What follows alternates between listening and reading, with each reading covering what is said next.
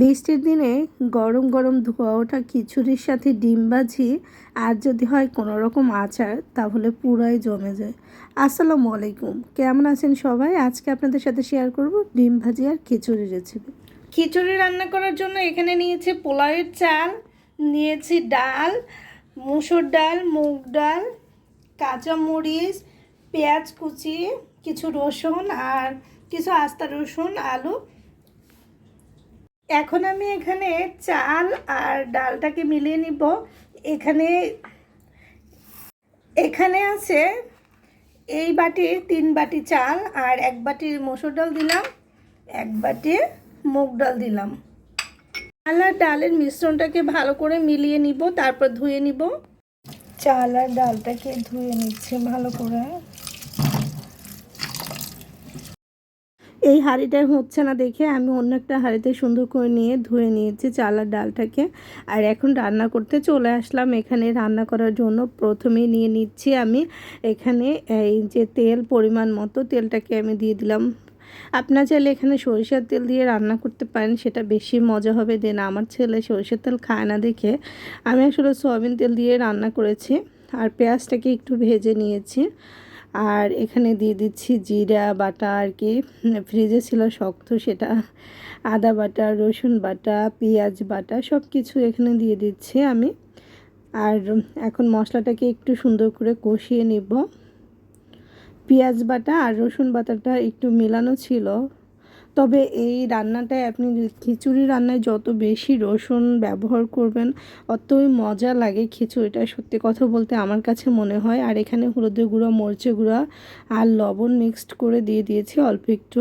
তো লবণ আমি পরবর্তীতে আবার ব্যবহার করব।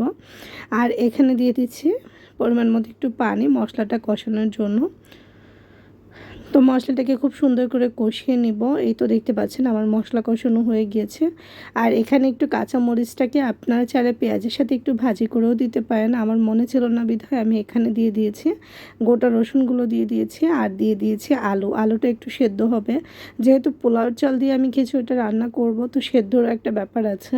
তো আলুটা সেদ্ধ হয়ে যাতে সেজন্য কিন্তু একটু আগে দিয়ে কষিয়ে নিয়েছি। এখন যে এই যে চাল আর ডালের মিশ্রণটা সেটা দিয়ে নিচ্ছি। একটু সুন্দর করে উল্টে পাল্টে ভেজে নিচ্ছি চাল আর ডালটাকে। যেহেতু আমি এখানে ঠান্ডা পানি ব্যবহার করব, গরম পানি ব্যবহার করব না, তাই আসলে একটু ভেজে নিলে ভালো হয়। আর এখানে দারচিনি, এলাচ নিয়েছি, তবে গরম পানি ব্যবহার করলে বেশি ভালো। দেন আমি ঠান্ডা পানি দিয়ে দিচ্ছি, কারণ যেহেতু আমি চালটাকে ভেজে নিয়েছি কোনো রকম সমস্যা নেই। সত্যি কথা বলতে খিচুড়ি রান্না করতে আমরা সবাই পারি, এক একজনের রান্নার সিস্টেম এক এক রকম, ধরন এক এক রকম। আসলে আমি যেভাবে রান্না করি বাসার সবাই পছন্দ করে, সেটাই আপনাদের সাথে শেয়ার করতেছি। আর এখানে কিন্তু আমি লবণ দিয়ে দিয়েছি পরিমাণ মতো আবারও। এখন ঢাকনাটা উঠিয়ে আমি একটু চেক করে নিব যে পানিটা কতটুকু কমেছে, চুলার আঁচটা কমিয়ে দিব কি না। তো এই তো আমার পানিটা অনেকটাই শুকিয়ে গিয়েছে।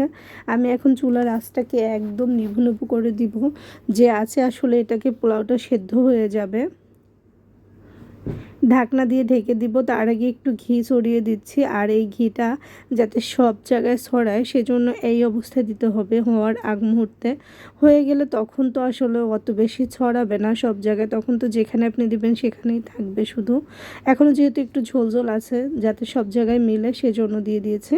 আর এখানে আমি একটা ডিম ভাজি করে নিচ্ছি খিচুড়ি খাবো বলে। এই তো ডিমটা ভাজি করা হয়ে যাচ্ছে।